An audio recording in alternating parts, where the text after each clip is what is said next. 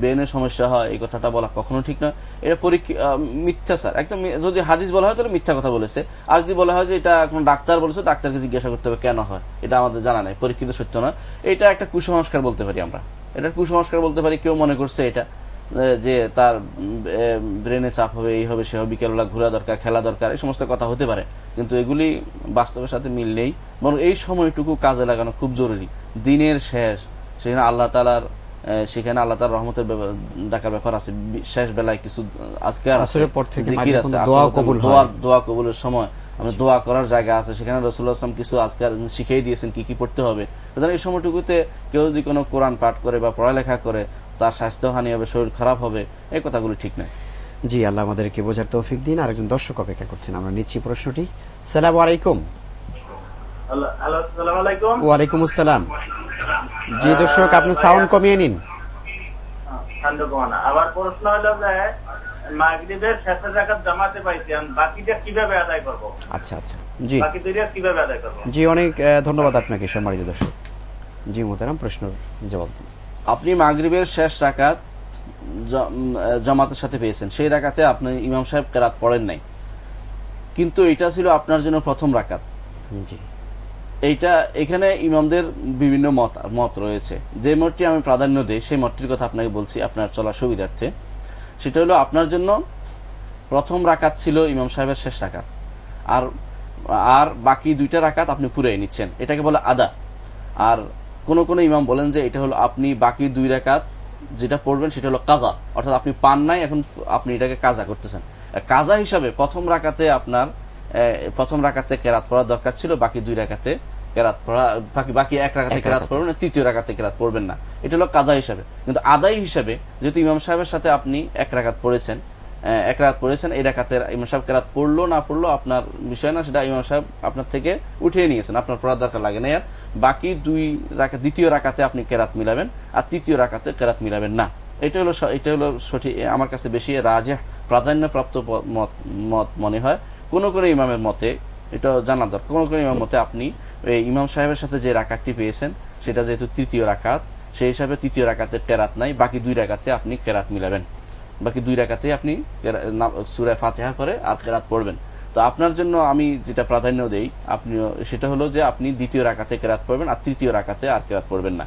এবং ওই ইমামের সাথে আরেক রাকাত যেটা পেয়েছেন, ওই এক রাকাতের সাথে আরেক রাকাত পড়ে তারপর তার সাথে বসবেন। ওটা তো বসা তো আসতেই, বসা তো বলে নেই। হ্যাঁ, আপনি বসার ব্যাপারটা নিয়ম মতো বসে যাবেন, সেটা হলো দ্বিতীয় রাকাতে বসবেন, তৃতীয় রাকাতে বসবেন। আপনার এখন তিন রাকাতে বসা হবে। প্রথম রাকাতের বসা হলো ইমামের অনুসরণ করে, আর বাকি দুই রাকাত বসা হবে আপনার স্বাভাবিক নামাজের নিয়ম অনুসারে। জি, অনেক শুকরিয়া। আসসালামু আলাইকুম। হ্যালো, আসসালামু আলাইকুম। আপনার সাউন্ড কমিয়ে নিন। জি, হ্যালো, জি, আসসালামু আলাইকুম। ওয়ালাইকুম আসসালাম ওয়া রাহমাতুল্লাহি ওয়া বারাকাতুহু। জি, প্রশ্ন করুন। জি, আমার নাম মোহাম্মদ শাহাদাত হোসেন। জি, আপনার টেলিভিশনের সাউন্ডটি কমিয়ে নিন, টেলিভিশন সাউন্ডটি কমিয়ে নিন। জি জি, শাহাদাত ভাই বলুন। জি, আমার প্রশ্নটি হলো, আমি যে ভাত খাওয়ার সময় প্লেট থেকে ভাতটা পড়ে যায়, এটা শরীয়তে কতটুকু? জি, ভাত খাওয়ার সময় যে মানে একটা ভাত পড়ে গেল মাটিতে, জি জি জি, এই ভাতটা আমি তুলে খাবো, এটা ঠিক কতটুকু শরীয়তে? আচ্ছা আচ্ছা। আর আমি খাওয়ার যে প্লেটে খাচ্ছি, জি, প্লেটটা মুছে খেলাম প্লাস ধুয়ে খাচ্ছি, জি, ধুয়ে খাইলে কি হয়? অনেকে বলে যে এটা গরিবি খাওয়া না, মানে অনেক রকমের করে। আচ্ছা আচ্ছা, যে আসলে এটা কতটুকু? জি, আমরা জি, অনেক অনেক ধন্যবাদ সম্মানিত দর্শক আপনাকে। জি মোহতারাম, ভাত খাওয়ার সময় ভাত পড়ে গেলে রাসূলুল্লাহ সাল্লাল্লাহু আলাইহি ওয়াসাল্লাম হাদিসে তিনি বলেছেন, কোন লোকমা পড়ে গেলে, খাবার পড়ে গেলে সেটা উঠিয়ে তিনি খাওয়ার জন্য বলেছেন।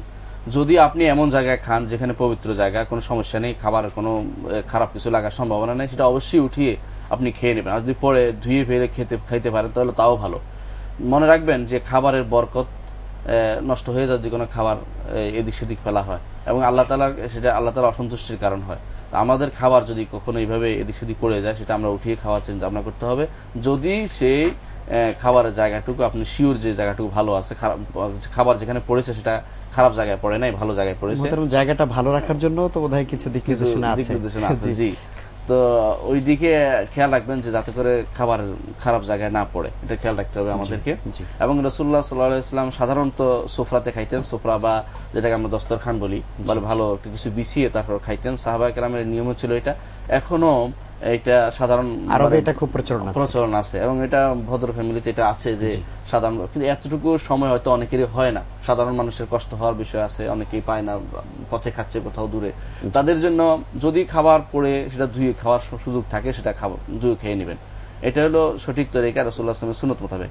দ্বিতীয় যে কথাটি বলেছেন, রাসূলুল্লাহ সাল্লাল্লাহু আলাইহি ওয়াসাল্লাম শিখিয়ে দিয়েছেন যে কেউ যদি খাবার খাওয়ার পরে খাবার পাত্রে কিছু বাকি থাকে, রাসূলুল্লাহ সাল্লাল্লাহু আলাইহি ওয়াসাল্লাম বলেছেন সেজন্য সেটাকে পরিষ্কার করে খায়, হাত দিয়ে পরিষ্কার করে খাওয়ার কথা বলেছেন। এবং যদি বাচ্চা ছেলে বলদের খাওয়াই দিতে বলেছেন যদি বাড়তি বেশি থাকে, অনেক সময় সেখানে গোস্তের চর্বি লেগে থাকে বা সেখানে খাবারের ঝোল থাকে যেটা খাইলে অনেকে ভাতের কণা থাকে, তাছাড়া অনেক সময় শেষ অংশটুকু অনেক সময় স্বাদেরও হয়। এই জন্য রাসূলুল্লাহ সাল্লাল্লাহু আলাইহি ওয়াসাল্লাম হাদিসে এসেছে যে তোমরা জানো না ফি আইহাল বারাকা, বরকত কোন জায়গায় আছে সেটা তোমরা জানো না। তো এটা সত্যিকার অর্থেই আমরা এখনো দেখতে পাই যে সত্যিকার অর্থে খাবারের শেষ অংশটুকু অনেক সময় স্বাদের হয়, কারণ অনেক সময় তরকারি বিভিন্ন ভাবে নেওয়ার পরে সে স্বাদের অংশ পরিণত হয়। এই অংশটুকু আমরা কখনো পরিত্যাগ করবো না, মানে এটা নিজেরা কেন। কিন্তু এখন ধোয়ার মাসালা, প্লেট ধুয়ে খাওয়া। একজন দর্শক আসছে। জি, আসসালামু আলাইকুম। আসসালামু আলাইকুম। ওয়ালাইকুম আসসালাম। জীবন প্রশ্ন করুন। আমার প্রশ্ন হচ্ছে, আমরা মানে ভাড়া, আমার হাজবেন্ড ৮,০০০ টাকা বেতন পাই। আচ্ছা। আমরা যে বাসাতে থাকি মানে ভাড়া দেওয়া লাগে না, আমাদের একদম পরিচিত, এমনিতে থাকতে দিয়েছে, শুধু গ্যাসের বিল আর কারেন্ট বিলটা দেওয়া লাগে। আচ্ছা আচ্ছা। এই অবস্থায় দেখা যাচ্ছে আমি আমার একটা গহনা ছিল 50,000 টাকা দিয়েছি। আমার শ্বশুরবাড়ি কিছু নাই, একটু জমি কিনেছি ব্যাংকের থেকে লোন নিয়ে, আর সে 50,000 টাকা একখানে পাবে আর 65,000 টাকা ব্যাংকের লোন। তো এই অবস্থায় কি আমি জাকাত নিতে পারবো কিনা? মানে আমার এই 8,000 টাকার মধ্যে চলতে একটু সমস্যা হয় আর কি। আমার একটা বাচ্চা আছে, আমি আমার একজন 500 টাকা বাচ্চার দুধ খাওয়ার জন্য দেয় আর একজন 500 টাকা দেয়। এই অবস্থাতে কি আমি জাকাত দিতে পারবো কিনা? আপনার কাছে কতটুকুন সম্পদ আছে বোন? জি, আপনার কাছে কতটুকুন সম্পদ আছে, টাকা আছে কতটুকুন? 50,000 টাকা শেয়ার ব্যবসা করতে দিয়েছি। আচ্ছা আচ্ছা, ও বুঝতে পেরেছি।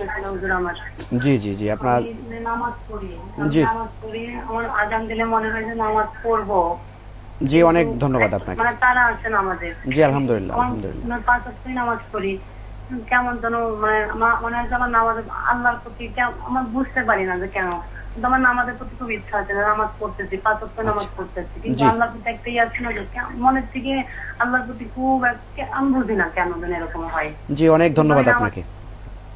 জি মুহতারাম, আমরা যেটা বলছিলাম যে প্রশ্ন আসছিল সেখানে বলা হয়েছে যে উনি ধুয়ে খাওয়ার, প্লেট ধুয়ে খাওয়ার মাসালাটা সাহাবায়ে কেরাম থেকে বা রাসূলুল্লাহ সাল্লাল্লাহু আলাইহি ওয়াসাল্লাম থেকে প্রমাণিত হয়নি যে প্লেট ধুয়ে খেয়ে ফেলতে হবে বা এরকম। এটা আমার মনে হয় অনেকে সুন্নত বলে, যেটা প্রমাণিত হয়নি, সুন্নত হিসেবে প্রমাণিত হয়নি। অনেকে হয়তো মনে করছেন যে যেহেতু খেতে বলেছে, ধুয়ে একবারে খেয়ে ফেলি, তো সেটা কিন্তু সুন্নত মোতাবেক হয়তো চেটে খাওয়াটাই সুন্নত সত্যিকার অর্থে, যেটা যেভাবে এসছে সেভাবে রাখাই হলো সুন্নতের সঠিক পদ্ধতি। এর বাইরে যেটা করবেন সেটা আপনি ইজতিহাদে চলছেন, সেটা সুন্নত মোতাবেক হয়নি, সেটাই আমরা বলবো। জি, অনেক শুকরিয়া, আলহামদুলিল্লাহ তাআলা। প্রিয় দর্শক শ্রোতা, আপনারা দেখছেন হিটাচি জিরানিন। সময় হলো আরেকটি বিরতির, ফিরবো কিছুক্ষণের মধ্যেই, ততক্ষণ অপেক্ষা করুন।